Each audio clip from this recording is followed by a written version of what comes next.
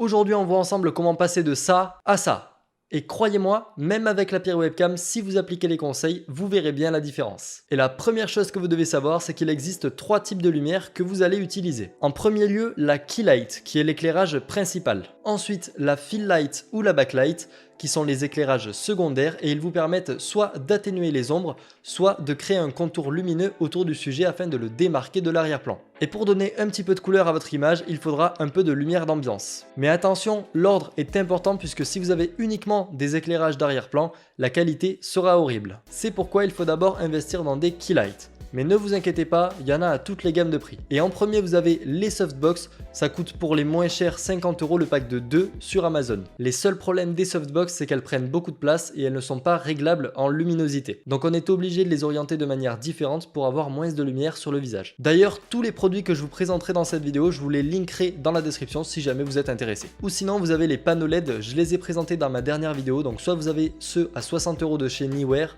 soit ceux à 200 €. Personnellement, j'ai ceux à 200 €. Mais pour commencer, ceux à 60 font très bien l'affaire. Maintenant, pour la disposition, vous vous mettez dans le noir complet et vous interdisez les lumières de plafond que vous avez automatiquement dans vos chambres. Ça fait une lumière jaune dégueulasse.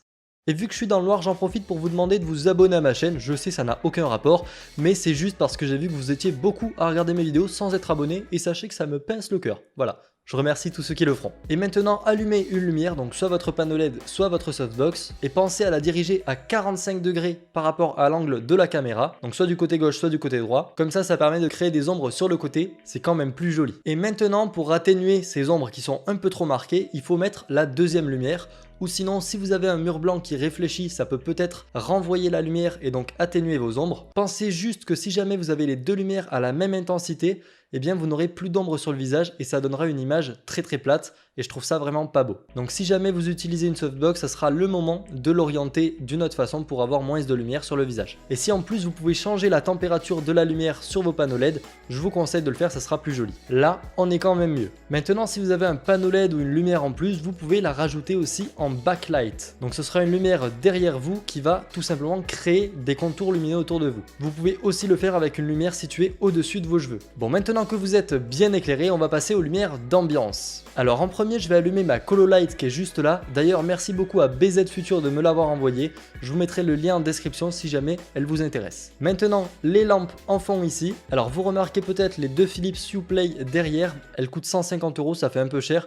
Donc si jamais vous voulez une alternative à ces lumières, je vous en mettrai une dans la description à 50 €. Et pour finir, mes deux spots RGB de 30 watts chacun. Et d'ailleurs, tous les produits que j'ai mis en fond peuvent être remplacés par n'importe quel élément qui fait de la lumière. Donc par exemple des lampes de chevet, un sapin de Noël et pourquoi pas même un écran. Et juste avant que je vous présente un tas d'idées cool et pas chères pour votre background, laissez-moi vous présenter le sponsor de cette vidéo.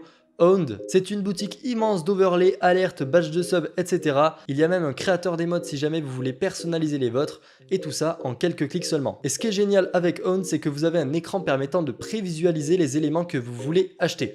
Et ça c'est bien parce que ça évite les surprises. Donc si tout ça vous intéresse, je vous mettrai le lien du site en description. Et si en plus de ça vous voulez faire un achat sur le site, vous avez mon code WITHENX qui réduit par 2 le prix total de votre commande. Et donc maintenant que tout ça est dit, on commence avec le premier élément. Donc les éclairages néons. Alors il y en a de toutes les sortes. Moi personnellement j'ai choisi celui de la planète parce que je le trouvais assez cool. Après vous pouvez même en faire des personnalisés sur Amazon. Ensuite vous avez pourquoi pas le projecteur galactique. Je trouve le nom assez cool. Vous connaissez peut-être, ça vous permet de projeter un espèce d'univers sur le mur, donc la galaxie. Puis pourquoi pas des petits spots RGB qui coûtent moins de 20 €. On peut les placer par exemple juste là-haut. Et vous inquiétez pas, je suis pas du tout en train de me faire SWAT.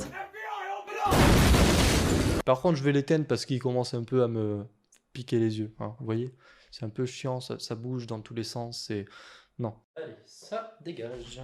Le quatrième produit, c'est pourquoi pas tout simplement des bandes LED. Donc ça, je pense que vous connaissez. Et ensuite, évidemment, n'importe quel autre gadget qui fait de la lumière. Et si jamais après tout ça, vous voulez vous lancer sur YouTube, je vous invite à cliquer juste ici afin de connaître les 8 étapes pour créer une vidéo.